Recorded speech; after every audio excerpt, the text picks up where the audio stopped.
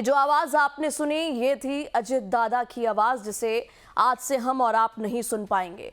सुबह की शुरुआत हुई एक दुखद खबर के साथ, जिसके बाद देश भर में इस वक्त शोक की लहर है और राजनीति ने देखिए एक बड़ी क्षति आज राजनीतिक लिहाज से भी हुई है। पूरा महाराष्ट्र इस वक्त शोक की लहर में डूबा है, हलचल है और लोग इस वक्त यकीन नहीं कर पा रहे हैं कि उन जिस लीडरशिप को वो फॉलो करते थे, जिनको देखते हुए आए थे, वो अब उनके बीच में नहीं है।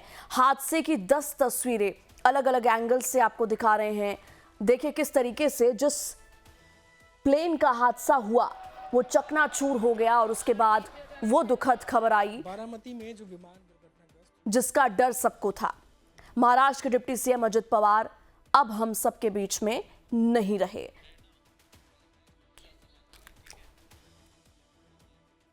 और इसी बीच लगातार देखिए हम उन्हें याद भी कर रहे हैं और हमारे स्पेशल गेस्ट जुड़े हुए हैं। संजय जी, मैं आपके पास आना चाहूंगी। देखिए बड़ी क्षति है महाराष्ट्र के लिए, लगातार अपडेट्स आ रहे हैं, पॉलिटिकल रिएक्शंस आ रहे हैं और पूरा देश इस वक्त शोक की लहर में डूबा हुआ है।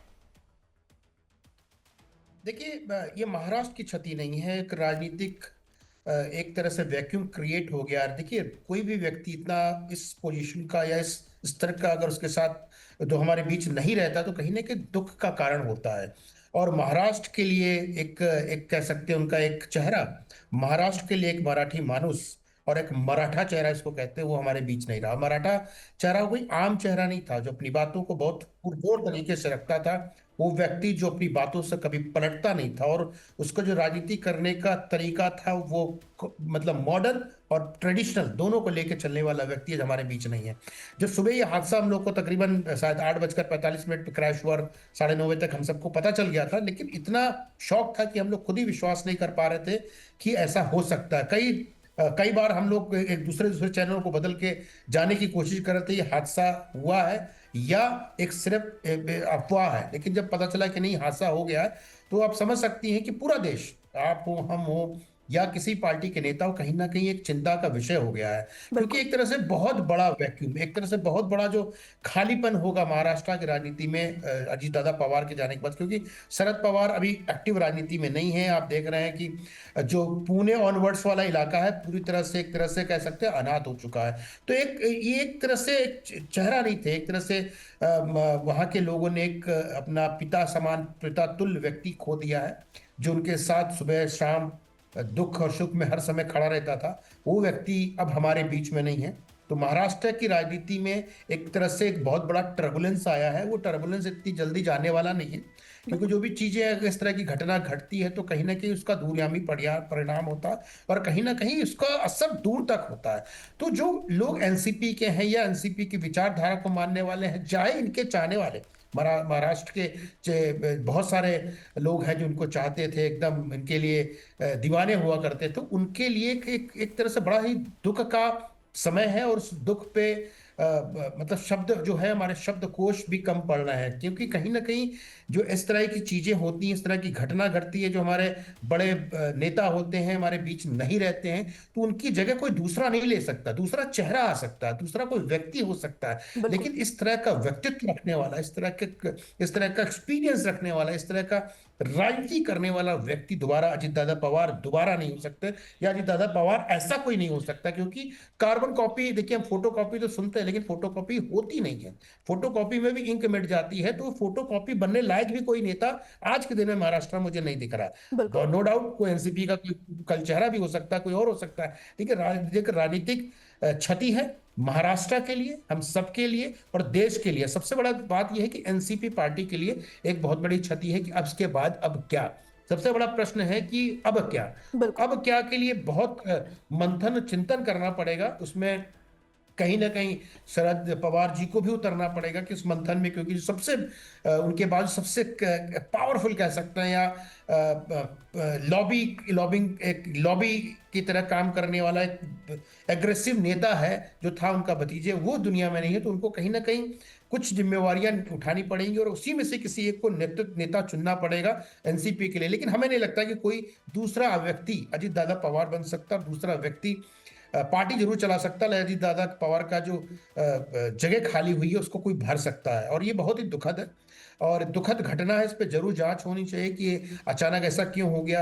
ऐसा नहीं कि वो प्लेन में पहली बार घूम रहे थे या पहली बार जा रहे थे, हमेशा वो ट्रैवल इसी से करते हैं, क्योंकि इस पोजीशन पर रहने के बाद उनके पास जो कार्यक्रम के लिस्ट होते हैं बैक टू बैक होता है। और अगर वो बारामती जा रहे थे और हादसा सुबह सुबह हो जाता है, तो जरूर एजेंसियां से आपके विजुअल्स में दिखाया और आपने बताया कि जांच के लिए लोग पहुंच चुके हैं और जांच होनी भी चाहिए। जांच एक अलग चीज है, लेकिन जो हमारे बीच नहीं रहा वो जांच से वापस तो नहीं आ सकता। जांच में कुछ भी आए वो सेकेंडरी मैटर हो जाता है। लेकिन ऐसा नेता हमें दोबारा नहीं मिलेगा, ऐसा विचारधारा रखने वाला व्यक्ति हमें दोबारा नहीं मिलेगा। हमें बहुत सारे लोग मिलेंगे, एनसीपी में बहुत सारे नेता हो जाएंगे, लेकिन हमें नहीं लगता कि हमें दोबारा अजित दादा पवार ऐसा डायनेमिक बिल्कुल। नेता, एक जमीन से जुड़ा हुआ नेता, उस जमाने का नेता जब हम पैदा भी नहीं हुए थे, उस जमाने का नेता और आज के जमाने के बराबर उसकी सोच हो तो सोचिए, वो उस एज में भी था और जेंजी के एज में भी था, और दोनों का समावेश बना के चलने वाला व्यक्ति का व्यक्तित्व तो क्या होगा। तो एक नेता था, और उस नेता के बारे में जितना भी शब्द, देखिए आज तीन चेहरे होते थे महाराष्ट्र में जब भी चर्चा होती थी, देवेंद्र साहब, अजित दादा पवार और शिंदे साहब का। देखिए दादा आज हमारे बीच नहीं है, तो समझ लीजिए एक तरह से एक शरीर का दो हाथ होते हैं और एक सिर होता है, तो एक दाहिना हाथ कहीं ना कहीं महाराष्ट्र के वो राजनीति का, खालीपन अब महाराष्ट्र संजय का जी बिल्कुल कट गया है, भरने उखड़ नहीं गया। वाला है। 24 घंटे काम करने वाला नेता। और वापस लौटूंगी और जानकारी आपसे लेंगे। बारामती में जिस विमान हादसे में अजित पवार की मौत हो गई, उसी विमान में पिंकी माली क्रू मेंबर के तौर पर मौजूद थी। इस हादसे में पिंकी माली की भी मौत हो गई है। मुंबई के वर्ली इलाके में रहने वाली पिंकी के घर वालों का रो रो कर बुरा हाल है। पिंकी के पिता शिव कुमार माली से बातचीत की हमारे संवाददाता मनीष सिंह ने देखी। बारामती में जो विमान दुर्घटनाग्रस्त हुआ, लगातार पूरे महाराष्ट्र में उसकी शोक की लहर लगातार। आप देखिए, उसमें एक पैसेंजर और भी थी जिनका नाम पिंकी था और उनके पिताजी मौजूद हैं। सर, पहले तो हम आज आए यहाँ पर, ये खबर कैसे मिली आपको, कैसे पता चला? मुझे मेरी लड़की एयर होस्टेस है चार्टर्ड फ्लाइट के अंदर। कल मेरा उससे बात हुआ था कि मैं सुबह पापा अजित दादा पवार के साथ बारामती जाने वाली हूँ और वहाँ से उनको ड्रॉप करके मैं नांदेड़ जाऊंगी, फिर मैं आपसे बात करूंगी। बस इतना ही बात हुआ था। अब ये बताइए सर, अभी हमने जब खबर पढ़ी, हमने देखा ये लगातार अभी देख रहे हैं, बहुत बुरा हाल है परिजनों का, सभी का।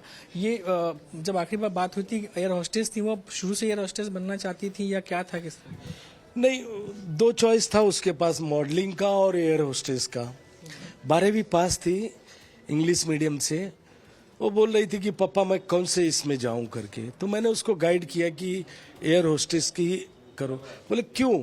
तो मैंने बोला मेरा सपना है, क्योंकि मैं 1989 में दिल्ली में एयरपोर्ट पे मैं काम पे था। मैं प्राइवेट जेट और एयर इंडिया एयरलाइंस का मैं कारपेट ड्राई क्लीन करता था। तो बाय मिस्टेक मेरा बटन पे किसी पे हाथ लग गया और एक क्रैच आ गया। तो सुपरवाइजर ने मुझे वहाँ पे बोला, यू बड़ी बास्टेड, व्हाट इज दिस? मैं बोला sir I can understand this is my mistake but I am very sorry sir. Shut up idiot, don't talk to me, only take your payment and go outside, don't request to me, do understand, but now great loss, bloody fool, come here, give me I card. तो मैं बोला okay sir, give me my payment immediately. ये बातें मैं अपनी बच्ची को बताता था, तो बच्ची बोली कि पापा मैं आपका सपना पूरा करूंगी। और फिर मैं मलाड में उसको ट्रेनिंग दिलाकर फिर मैंने उसका एयर होस्टेस का ये किया और वो यहाँ पर लगी।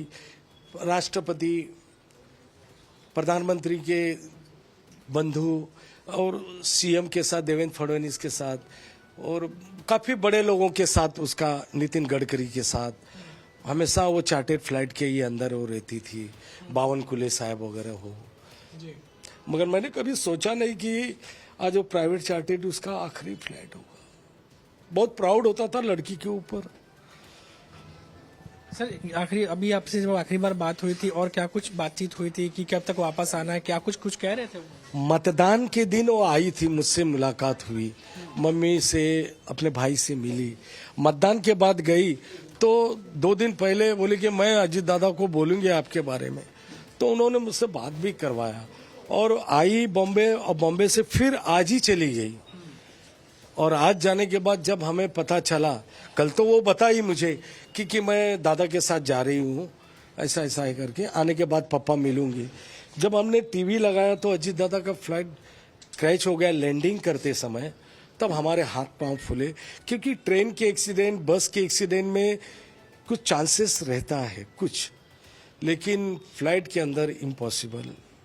सर लगातार बोल रहे हैं कि जांच होनी चाहिए, आप भी ये मांग करते हैं कि जांच होना चाहिए? इन बॉक्स की अभी प्राइवेट चार्टर्ड फ्लाइट है, उसके इनबॉक्स के अंदर क्या था क्या नहीं था। हम मध्यम परिवार के लोग हैं, हमने तो अपनी लड़की खो दिया। मैं इंक्वायरी करके भी मैं क्या करूंगा, मेरी लड़की तो वापस नहीं आने वाली ना। अब सरकार जो चाहे वो करे, हम इसकी कुछ अपेक्षा नहीं करते। हमने तो लड़की खो दिया ना अपना। अगर मान लीजिए इसके पीछे कोई इनबॉक्स में कोई गुनहगार मिला भी, कोई प्लानिंग भी by the way by mistake होगा, तो उससे मैं क्या मिलूंगा, मुझे क्या मिलेगा? दूध पिलाकर मैंने उसको पाला था, उस बच्ची को। बच्चा तो मैंने खो ही दिया ना। वही मेरे घर में होनहार लड़की थी कि जो अपने भाई को पायलट बनाना चाहती थी, उसका विजन बहुत अलग था। फिर मैंने मना किया कि नहीं, एक लाइन में हो, तो उसने इटली की कंपनी के अंदर अपने भाई को काम पे रखवाया। बहुत सेंसुअल लड़की थी, अब सब यादगार रह गए। देखिए ये पिता है, उनके दुख है, दुख की घड़ी है, दुख का पहाड़ टूट पड़ा है उनके ऊपर। और ऐसे समय में जब कुछ भी समझ नहीं आ रहा कि क्या कहें क्या नहीं कहें, बहुत अजीब सी स्थिति है। और परिवार की जिम्मेदारी लड़की उठा रही थी। सबको अभी आपने देखा पिताजी ने जो तमाम बातें कही हैं कि क्या कुछ उम्मीदें थी, लेकिन अब वो तमाम उम्मीदें अब यादें बनकर रह गई। कैमरामैन नयन जादव के साथ मनीष कुमार सिंह, लाइव टाइम्स, मुंबई। तो जाहिर तौर पर दुख की घड़ी है। एनसीपी के राष्ट्रीय सचिव ब्रजमोहन श्रीवास्तव की लाइव टाइम से खास बातचीत में उन्होंने कहा कि न सिर्फ पार्टी के लिए बल्कि पूरे देश के लिए ये बहुत बड़ी क्षति है।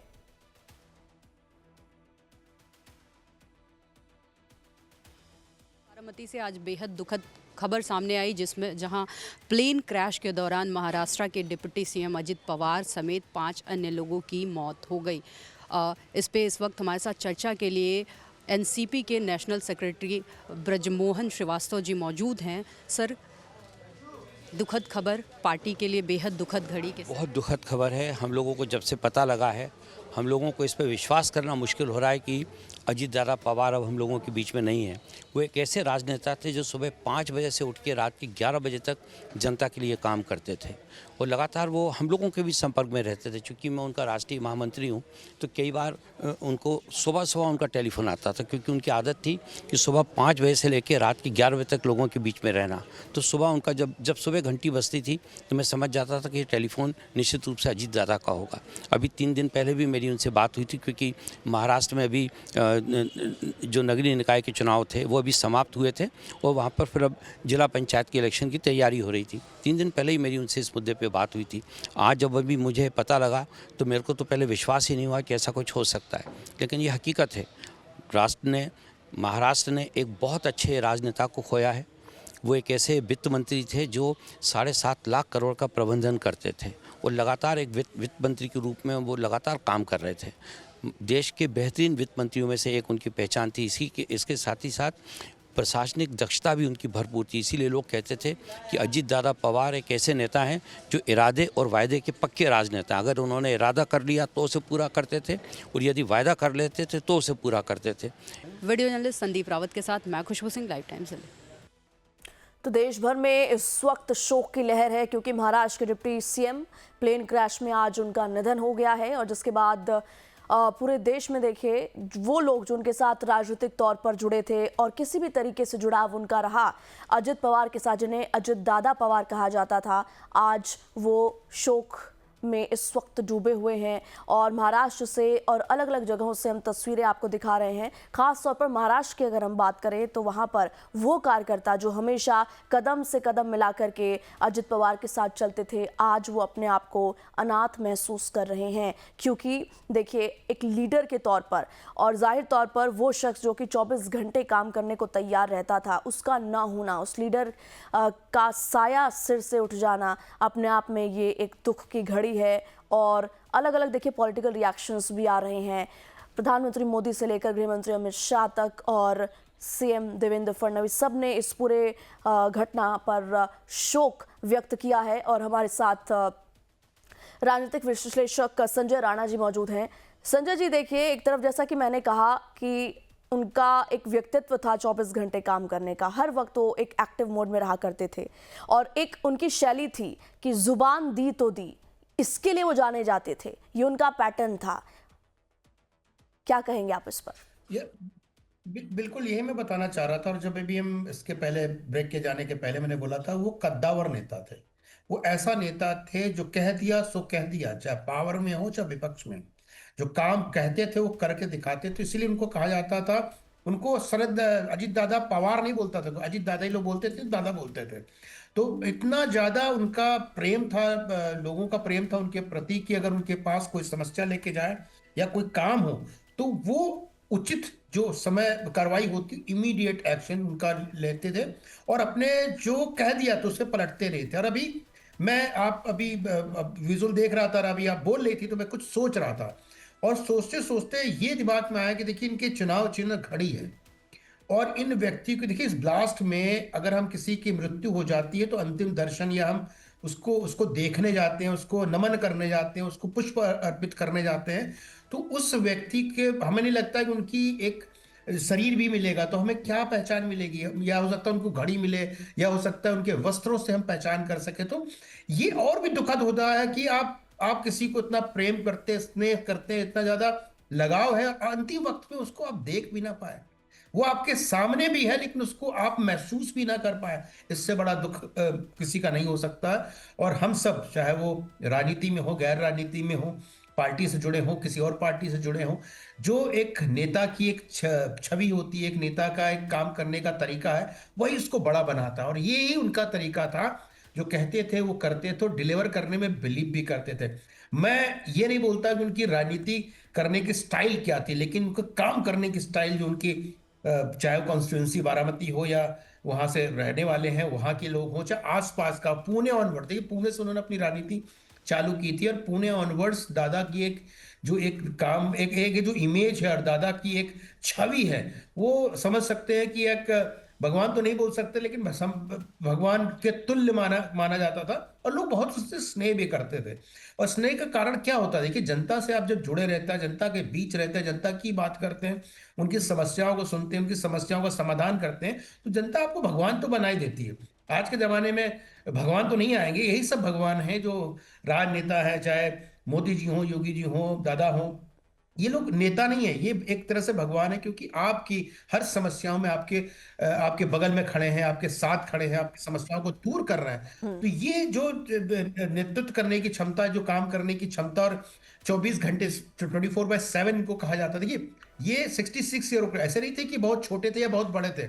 उस एरा से राजनीति चालू की थी, जिस एरा में बोला था ओल्ड फैशन राजनीति, वो उसके साथ साथ आज की भी राजनीति को समझते थे, और आज की जनरेशन को भी समझते थे। तो ये जो कॉम्बिनेशन होता है ना, कॉम्बिनेशन ओल्ड एंड न्यू का एक कॉम्बिनेशन अजीत दादा में था। वो दोनों चीजों को बहुत बारीकी से समझते थे, दोनों चीजों को बहुत ज्यादा समझते हुए उस पर काम भी करते थे। देखिए, महाराष्ट्र में इनका तकरीबन 82 से चालू की थी राजनीति, 91 में मेंबर ऑफ पार्लियामेंट में, तो उसके बाद हमेशा विधानसभा में रहे, मंत्री रहे, बड़े बड़े पद पे रहे, हमेशा विकास के काम किए, लोगों का काम किया, महाराष्ट्र के लिए काम किया, महाराष्ट्र की बातों को उठाया, चाहे वो सेंटर में रहे हो, जब 1991 में सेंटर में भी आए थे तो उन्होंने महाराष्ट्र की भी बातों को बहुत पुरजोर तरीके से रखा। और यही नेता की खासियत होती है कि आप कहीं पे भी रहे, किसी भी पद पे रहे, किसी भी जगह रहे, किसी भी संस्था से जुड़े हो, अपने लोगों को हमें नहीं भूलना चाहिए, अपने लोगों की बातें पहुंचानी चाहिए, अपने लोगों के बारे में सोचना चाहिए। यही सोच इनकी जो है, इनको आगे करती है, यही सोच इनको कहीं ना कहीं दूसरों से अलग करती है, बिल्कुल। दूसरों से अलग करती है, और यही खासियत थी दादा की। तो दादा जो एक जी। दादा की जो क्वालिटी थी, दादा की जो क्वालिटी थी उसको तो कोई मैच ही नहीं कर सकता। और बहुत कम नेता है महाराष्ट्र में जिनको आप उंगली पे गिन सकते हो, बता सकते हो, ओल्ड और न्यू का कॉम्बिनेशन, बात बोल दी तो उससे पलटना नहीं, डिलीवर करना, बातों को समझना, 24/7 काम करना, और हमेशा लोगों के लिए उपलब्ध रहना। हमें नहीं लगता महाराष्ट्र में इनके 4 नाम हम बता सकते हैं कि ऐसे नेता हैं। तो उस लेवल के ये नेता थे। और आज पूरा जो बारामती ही नहीं, पूरा महाराष्ट्र, चाहे वो किसी भी पार्टी से हो, पूरा देश कहीं कहीं कहीं न दुखी और स्तब्ध है इस समाचार से जो सुबह सुबह हम सबको प्राप्त हुआ है कि दादा हमारे बीच नहीं रहे। तो दादा की यही खासियत कहीं दूसरों से अलग बनाती है, और यही दादा को आगे भी ले गई। यही दादा को एक कंट्रोवर्सी भी, ऐसा नहीं बोलता उनके साथ कंट्रोवर्सी नहीं हुई, कंट्रोवर्सी भी हुई। लेकिन क्या होता है, आप अगर कुछ काम कर रहे हैं तो आपके साथ कंट्रोवर्सी भी आएगा, आप पे आक्षेप भी लगेंगे, आप पे आरोप भी लगेंगे, लेकिन अपनी बातों पे अडिग रहना, अपनी बातों को अडिग रहते हुए उस पर आगे बढ़ना, लोगों को कन्विंस करना, ये खूबी होना नेता में बहुत जरूरी था। और ये सारी खूबी अजीत दादा पवार में थी। और अजीत दादा की यही सारी खूबी उनको कहीं ना कहीं एनसीपी का इतना बड़ा चेहरा, देखिए दादा शरद पवार बहुत बड़े कद्दावर नेता थे, और हैं, थे क्या मतलब हैं, लेकिन समझ लीजिए उनके समतुल्य खड़ा हो जाना, उनको उनसे एक तरह से आज के दिन में कहा तो उनसे बड़ा ही बन जाना, ये सबके बस की बात नहीं थी। और इतना इतना दमखम रखना, इतनी सोच रखना, इतने अपने आप को सशक्त बनाना, आपने देखा पिछले 5 साल में कब उठापटक कितनी हुई राजनीति में उनके कैरियर में, लेकिन उस अपनी बातों पे टिके रहे, अपने बातों पे अडिग रहे, और कहीं ना कहीं जाकर के इस पोजीशन पे बैठे हैं, इस पोजीशन पे बने थे। तो वो आम आदमी तो हो ही नहीं सकता था। एकदम ठीक कहा आपने संजय राणा जी। जुड़े रहिए हमारे साथ, वापस लौटेंगे और लाइव टाइम्स पर लगातार हम आपको उन यादों को एक बार फिर से झलकियां दिखा रहे हैं जो अजित पवार से जुड़ी हुई है। देखते रहें लाइव टाइम्स।